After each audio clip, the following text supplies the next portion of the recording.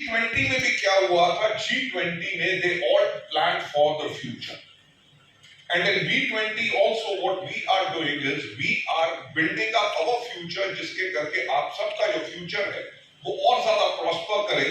That is what we are going to do all over here.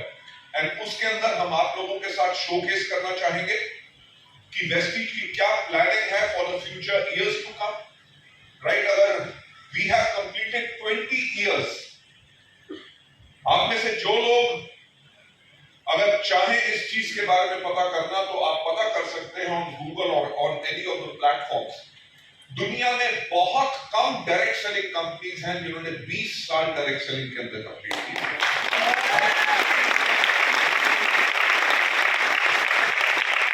बहुत कम companies. क्यों?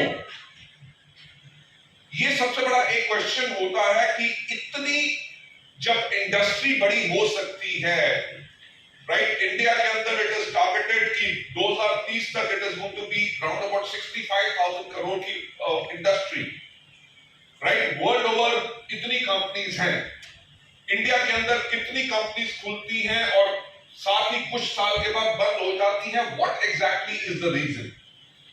मैं आप लोगों को बताना चाहूंगा कि मैं इस इंडस्ट्री में पिछले 28 साल से हूं. 1996 में जब मैंने डायरेक्ट सेलिंग को ज्वाइन किया, उससे पहले 12 साल मेरा फार्मास्यूटिकल एक्सपीरियंस था और 1996 में जब डायरेक्ट सेलिंग शुरू हो रही थी तो इंडिया के लिए ये इंडस्ट्री बहुत नई थी.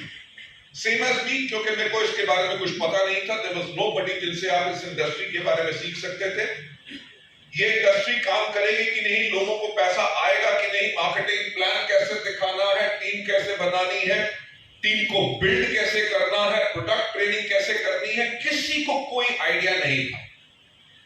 तो जब मैंने भी पहली बार इस डायरेक्ट सेलिंग कंपनी का एक प्रेजेंटेशन देखी तो मेरे को ये लगा कि आप प्रोडक्ट खरीदो जिसके अंदर आपको 20% डिस्काउंट मिल रहा है. अगर आपने 15% भी दुकानदार को दे दिया तो 5% आपकी जेब में आ जाएगा. मार्केटिंग प्लान मुझे बिल्कुल समझ नहीं आया था.